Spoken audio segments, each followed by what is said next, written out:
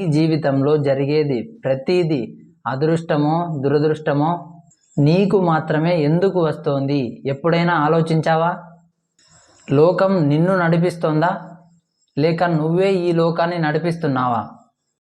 ఈ రహస్యం తెలుసుకున్న వారు ఎప్పుడూ ఓడిపోరు. జనం యొక్క స్వభావం ఎలా ఉంటుందంటే తమకు ఇష్టమైన విషయాలను చూసి అవును నాకది బాగుంటుంది నాకది కావాలి అంటారు. కానీ తమకు ఇష్టం లేని విషయాలను కూడా అంతే శక్తిని ఖర్చు చేస్తారు. లైక్ క్యాన్సర్తో పోరాడటం, పేదరికంతో ఉండటం, మద్యపానంతో పోరాడుతూ ఉండటం, హింసకు వ్యతిరేకంగా పోరాడటం, అక్కర్లేని విషయాల మీద పోరాడటం అనేది మనకు అలవాటైపోయింది. దాని వలన నిజానికి మరింత పోరాటం సృష్టించబడుతుంది. మీరు లోపలికి వెళ్ళి కొత్త సంకేతాన్ని మీ యొక్క ఆలోచనలతోనూ భావాలతోనూ విడుదల చేసి ఒక కొత్త చిత్రాన్ని సృష్టించాలి. మనం దేనినైనా తొలగించాలి అనుకుంటే మనం దాని మీద మాత్రమే దృష్టి పెట్టాలి అని జనం అనుకుంటారు. ఒకే ఒక్క సమస్యకు మన శక్తిని అంతా ధారపోయటం ఎంతవరకు న్యాయం చెప్పండి? దానికి బదులుగా నమ్మకం, ప్రేమ, సమృద్ధిగా జీవించడం, విద్య, శాంతి ఇటువంటివి కోరడమే మంచిది కదా. మనకందరికీ మదర్ తెరిసా అనే ఆమె తెలుసు కదా. ఆమె చాలా అద్భుతమైన తెలివితేటలు. ఆమె నేను ఎప్పుడూ యుద్ధాన్ని వ్యతిరేకించే ర్యాలీకి వెళ్ళను, నిజంగా ఎక్కడైనా శాంతి అనేది కనబడితే నన్ను అటువంటి ప్లేస్కి మాత్రమే ఆహ్వానించండి అని అంటుంది ఆమె. ఆమెకు తెలుసు, రహస్యం ఆమెకు అర్థమైంది. ఆమె ఈ ప్రపంచానికి ఏమందించిందో చూడండి, గమనించండి. మీకు కావాల్సినంత శక్తి ఈ విశ్వంలో దాగి ఉంది. అందరూ ఆనందంగా ఉన్నారనే విషయం మీద దృష్టి పెట్టండి. సమృద్ధిగా ఆహారం ఉందనే దాని మీద మీ యొక్క దృష్టిని కేంద్రీకరించండి. కావాలనుకుంటున్న ఆలోచనలకి మీ యొక్క శక్తివంతమైన ఆలోచనలను ఇవ్వండి. మీ చుట్టూ ఏం జరుగుతున్నప్పటికీ ప్రేమ, సౌఖ్యం లాంటి భావాలను ప్రసరించి ఈ ప్రపంచానికి అమితమైన మంచిని ఇవ్వగల శక్తి మీలో ఉంది. మీరు నిజంగా తీవ్రంగా ఆలోచిస్తే ప్రపంచంలో కరువుతో బాధపడే వారందరికీ మీ ఆలోచనల ద్వారా ఆహారాన్ని అందిస్తాయి. మీకు మంచి భావాలు కలిగినప్పుడు మీ ఆలోచనల ద్వారా మీ భవిష్యత్తును మంచి స్థాయిలోకి తీర్చిదిద్దుకోగలుగుతారు. అదే సమయంలో ఈ ప్రపంచాన్ని కూడా మీరు ఉన్నత స్థాయికి తీసుకువెళ్ళగలుగుతారు. ఈ ఆకర్షణ సిద్ధాంతం అనేది పరిపూర్ణతతో పనిచేస్తుంది. ఈ లోకాన్ని కానీ మీ చుట్టూ ఉన్న మనుషులను కానీ మార్చడం మీ యొక్క పని కాదు. ఈ విశ్వం లోపల ఉండే ప్రవాహంతో పాటు ప్రయాణం చేయటమే. మీ జీవితం పూర్తిగా మీ ఆధీనంలోనే ఉంది. ఈ విశ్వం మీ ఆదేశాలన్నిటినీ తూచా తప్పకుండా పాటిస్తోంది.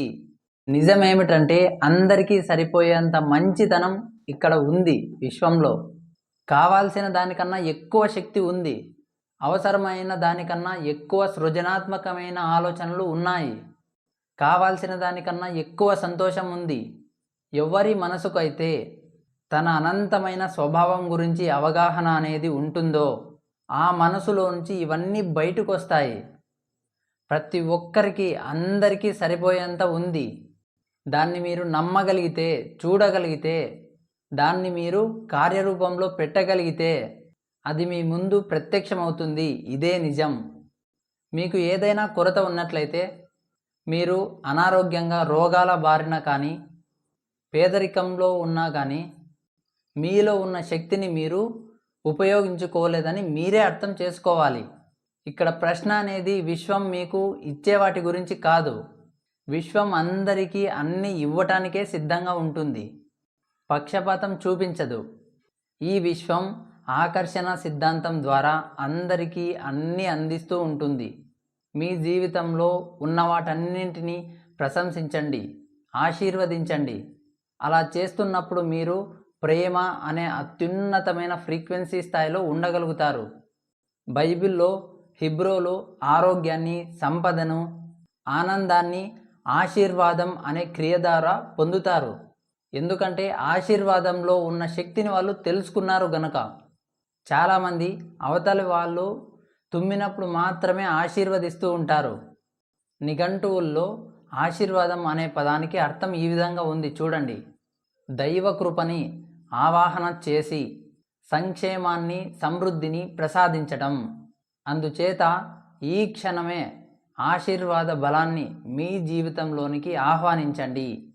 మీరు దేన్నైనా ఎవరినైనా ప్రశంసించేటప్పుడు ప్రేమను పంచగలుగుతారు. ఆ అద్భుతమైన ఫ్రీక్వెన్సీని బయటకు ప్రసారం చేసినప్పుడు అది కొన్ని వందల రెట్లుగా మళ్ళీ మీ దగ్గరికే వస్తుంది. అందుచేత మీ శత్రువులను కూడా మీరు ప్రశంసించండి, దీవించండి. మీ యొక్క శత్రువులను మీరు శపించినట్లయితే అది మీకు హాని చేసేందుకు తిరిగి మీ వద్దకే చేరుతుంది. అదే మీరు వాళ్ళని ప్రశంసించి దీవిస్తే శత్రుత్వము, వ్యతిరేకత మాయమై వాటి వల్ల ప్రేమ, అనురాగం మొదలవుతుంది. శత్రువులందరూ మిత్రులవుతారు. తద్వారా మీరు మంచి భావాల్లోకి వెళ్తారు. ఇక్కడ చాలా స్పష్టంగా గమనించండి. మీరు అడ్డుకునే దాన్నే మీరు ఆకర్షిస్తారు. ఎందుకంటే మీ యొక్క భావాలు అనేటివి తీవ్రంగా దాని మీదే ఉన్నాయి. దేనినైనా మార్చాలి అనుకుంటే మీ మనసు లోపల తొంగి చూసుకొని సరికొత్త ఆలోచనల్ని, సంకేతాన్ని మీ ఆలోచనల ద్వారా, భావాల ద్వారా విడుదల చేయండి. ప్రపంచంలో జరిగే న్యూసెన్స్ అంతా డైలీ వినడం ద్వారా ఆ న్యూసెన్స్ అనేది మీ యొక్క జీవితాల్లో కూడా మీరు తెలియకుండానే ఆహ్వానించుకుంటారు. జాగ్రత్త. ప్రపంచంలో ఉండే సమస్యలన్నింటి మీద దృష్టి పెట్టకుండా మీ యొక్క శక్తిని, ధ్యాసని నమ్మకం, ప్రేమ, సమృద్ధి, విద్య, శాంతి లాంటి మీద కేంద్రీకరించండి. మంచి విషయాలు అయిపోవడం అనేదే ఉండదు. ప్రతి ఒక్కరికి సరిపోయేటంత మంచి విషయాలు ఈ లోకంలో ఉన్నాయి. మనందరి జీవితం యొక్క ముఖ్య ఉద్దేశం సమృద్ధిగా జీవించడమే.